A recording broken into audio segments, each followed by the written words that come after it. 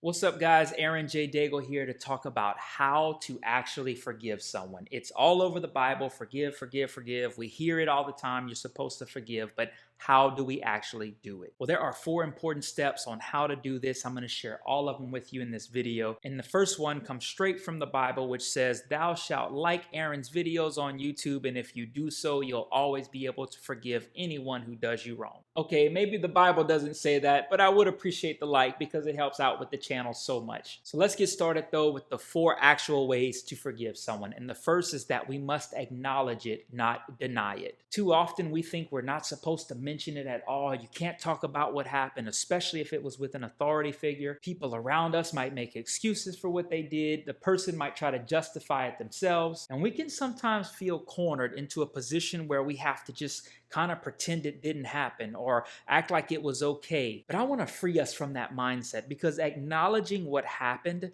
doesn't mean we haven't forgiven the person for doing it to us. It simply means we're living in reality and pointing out what actually happened. I mean, it is what it is. If they did it to you, they did it to you. It doesn't make you a bad person for pointing out the fact that that is what they did. And furthermore, it becomes difficult to heal from something that we don't acknowledge we're dealing with. So the first step in forgiving someone is actually acknowledging what it is you need to forgive them for. The second step is to process it, then stop processing it. In other words, we need to mull over what happened, and then we need to stop mulling over it. Here's what I mean. Our brains need to make sense of what happened. It is natural to think through it. Too often we're told, or it's insinuated, that we need to forget about it and pretend it didn't happen and don't ever talk about it. But that's just not how God created us. When there's deep-seated emotional pain, we need to get that processed and work through that. So don't rush through the grieving process too quickly and not allow yourself to process what it is that happened to you. At the same time, with a few exceptions like the loss of someone we really love, something very traumatic like that,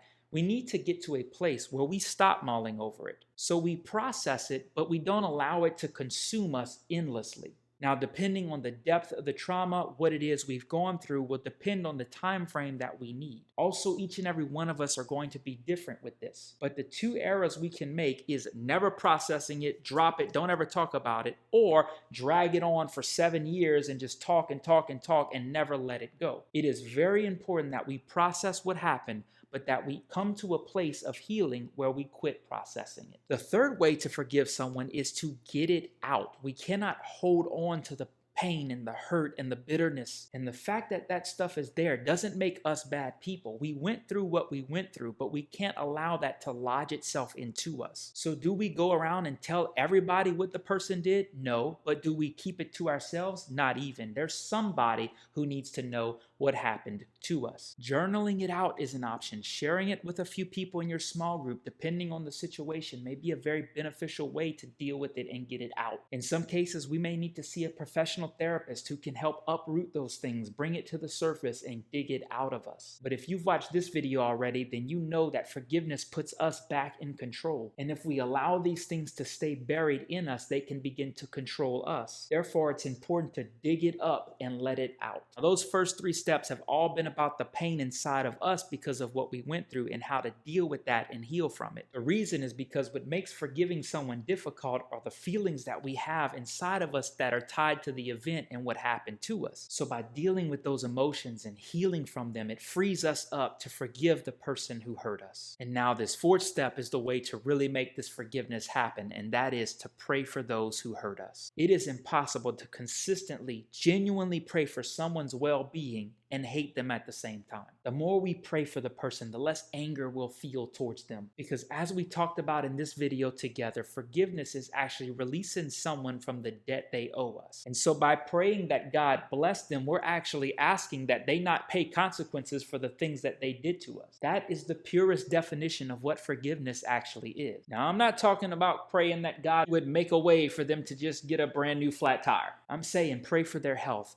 pray for their ministry, pray for their marriage, and you'll see something start happening in your own heart. The pain and the bitterness and the anger you feel will begin to subside, and a genuine love for the person will grow in its place. And a heart that can bless someone who has done you wrong is a true heart of forgiveness. So thank you so much for watching this video. I pray that it showed you that you can forgive someone and maybe giving you some ideas about how to do it. If you don't mind helping out the channel and liking the video if you haven't done so already, it goes so far on the YouTube algorithm. And be sure to subscribe and turn on the notifications bell so you never miss the next video. And if you'd like more content from me before then, go ahead and check out my books from the link in the description below. It'll take you to them. You can see what's available and can grab the one that will inspire you during this time of life. So again, guys, thank you so much for watching, and I'll see you in the next video.